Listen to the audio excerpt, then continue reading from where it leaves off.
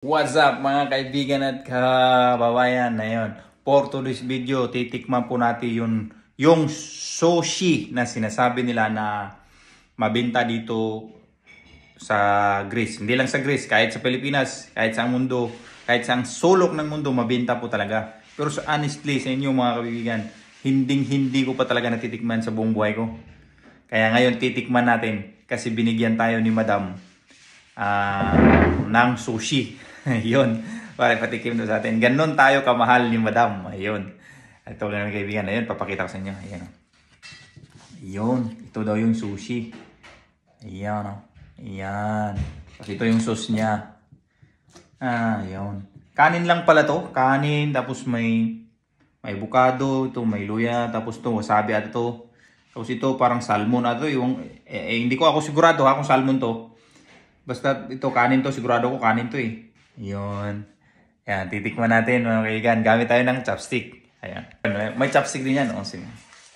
Ano natin, buksan natin. Hirap pag walang kameraman.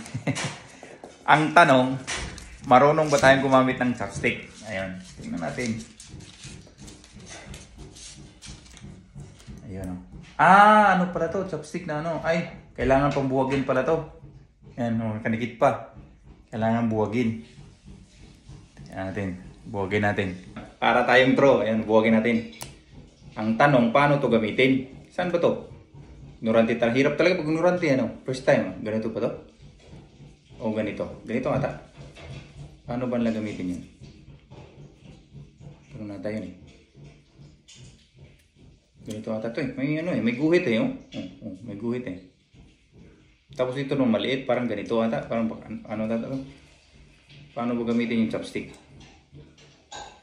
Paano ba gamitin? Ganito ba? Naman, tikman natin. hindi ako makapulot Ganon pala to. Ganon.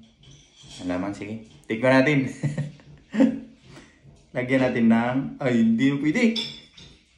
Lagyan natin ng... Hirap naman na itong chopstick na to. Hindi tayo sanay. Luya. Luya ata to eh, hindi ko kamali. Lagyan natin ng kunting wasabi. Ayun. Tapos ang pagpulot nito ngayon, challenging. Ayun o, ayun, nakapulot din. Ayan, first bite.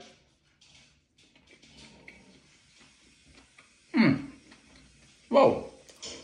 Kaya pala, mabenta. Sarap. Honestly, masarap talaga. Thank you, Madam. Wow, sarap.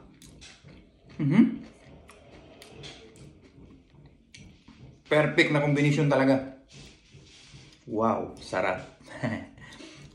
Ito pala yung sushi. Ito namang ano, tingnan natin. Hirap nito. Challenging lang yung pag ano ng ayun, ganito pala yan. Ganito pala yan. Tingnan natin. Kuha tayo ng kunting wasabi.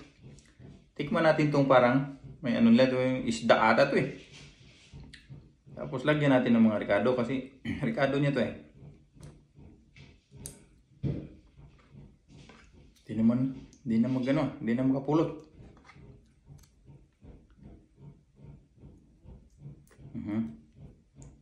Tapos ito. Yun. Thank you, Madam. Second bite. Tikman natin.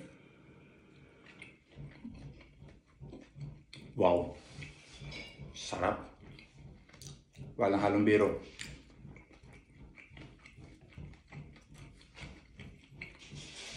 Talagang masarap siya.